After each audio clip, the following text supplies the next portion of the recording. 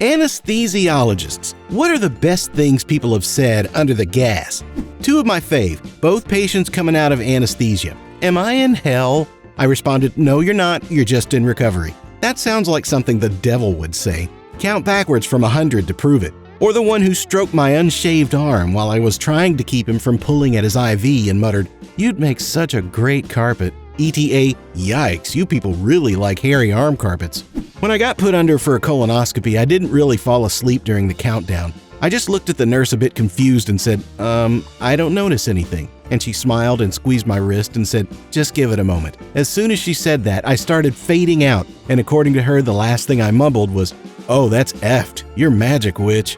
I had to go under for ear surgery once. I thought it'd be funny if I asked, does anyone need anything while I'm out? Right before I went under. I remember it kicking in way quicker than I thought it would, so I had to take my chance while I still had it.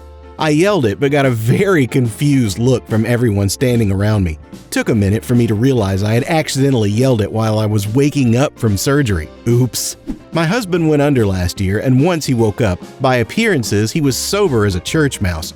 Walking, asking serious questions of the doctor, apparently no issues at all. He remembered the procedure and described it to me in detail. I figured he just never went completely under. He was craving Chinese food, and nothing would do except for buffet, so we headed down and loaded up our first load of plates. Eventually, he actually woke up from the anesthesia at the buffet. As far as he remembers, he was put under and woke up in front of a plate of chicken teriyaki on a stick. Kind of a reverse story, going under to get my appendix removed. They begin doing the countdown as they inject a hefty dose of propofol and fentanyl to put me out. I count down to 1 and then ask, now what? The surgeon looks at me and says, you're still awake? Man, you are fat, you know that? I said, you're just saying that because you think I won't remember. He said, exactly. That's the last thing I remember. Last year, they were knocking me out for a colonoscopy. It was the third time I had been put under in a year. As such, I had a curiosity.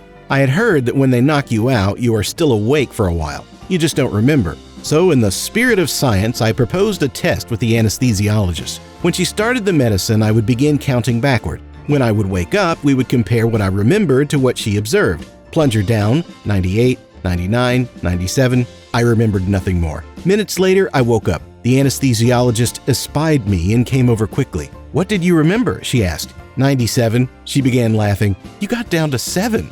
Nurse anesthetist here. When I was in school, I was getting ready to get a lady off to sleep and going through my regular spiel. I had the mask on her face and I said, nice big breaths, as I pushed propofol. Right before she went out, she said, thanks, I just had them done. I looked at my preceptor, we looked at the circulator, and we all burst out laughing. I now say slow, deep breaths instead. I love telling that story. That lady made all our days.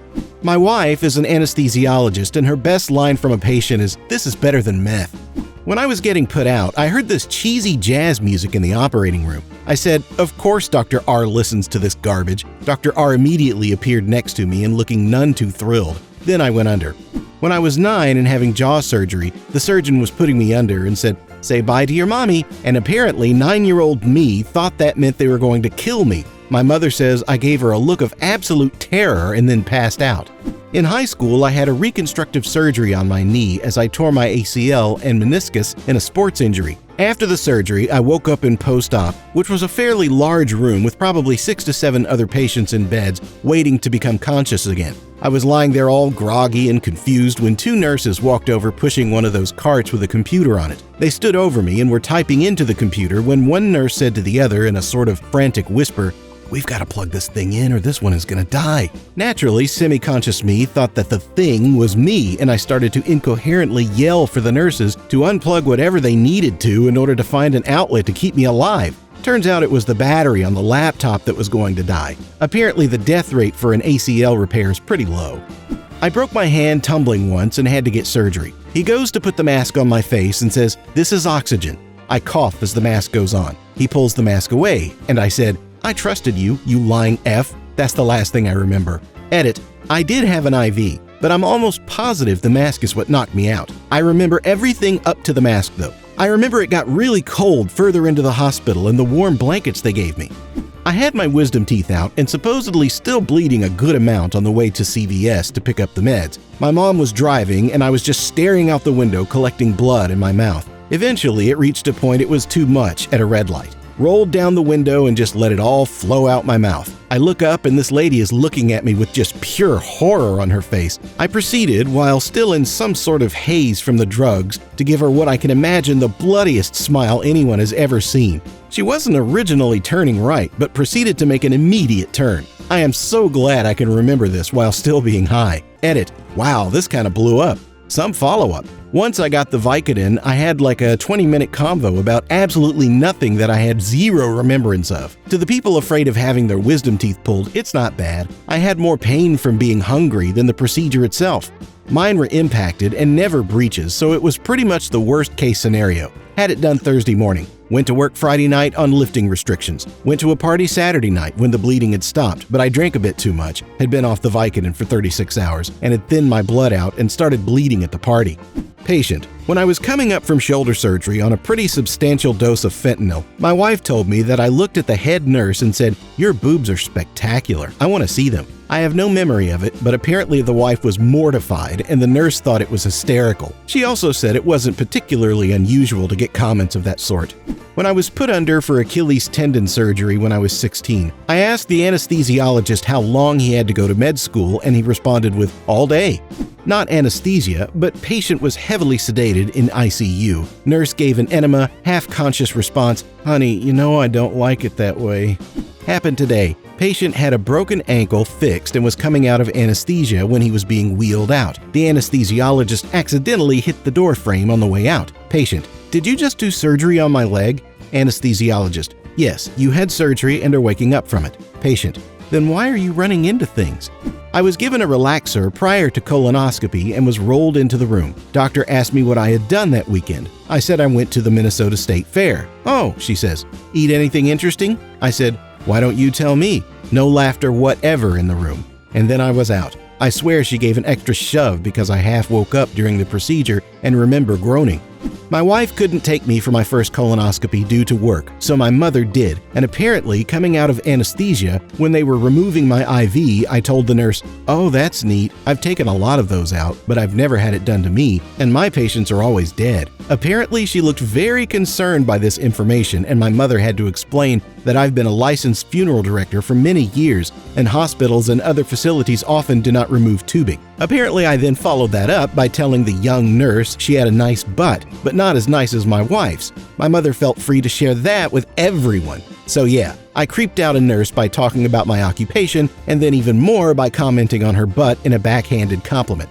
I have a few. My first is a 17-year-old that just got her appendix out. She seemed really stoic and introverted when I first interviewed her, but when I was dropping her in the recovery room, she went into total bro mode. She kept saying everything was effing lit. She kept saying, "Let's party, bro," and responded to every question with a "F yeah, dude." My favorite, though, was a surgery on a lady in her 80s. She volunteered at the hospital and was a widow. In the recovery room, I started hooking up her ECG. This involves attaching some cables and stickers up on her chest. When I reached for them, she tried to just pull her gown down and show me her breasts. I said, "No, you don't need to do that." She just said, "This is so exciting. It's been a while since I've been with a man." The nurse just started laughing and I got a little red. She then said, "It's sure getting hot in here. Sorry, it's been a while." I had to leave after that. I was way too uncomfortable.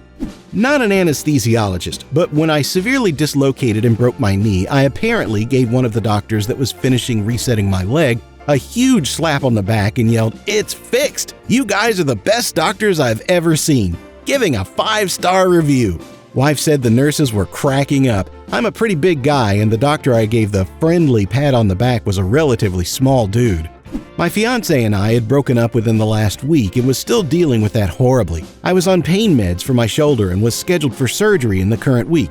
The day of the surgery, I was to get a nerve block. The anesthesiologist was the one performing the nerve block. He and I were chit-chatting, and he was just a really comforting person. He was telling me about everything that was going to go on during the surgery. Then we were just chit-chatting about life when the topic of the breakup came up. He was even comforting with that. So after that, I was wheeled into surgery. He was there to put me under, which for some reason put me at great ease. As I was going under, I guess I started talking through the mask, and he lifted the mask to hear what I was trying to say. When I boldly stated, "I still love you," fiance's name, while still holding direct eye contact with him.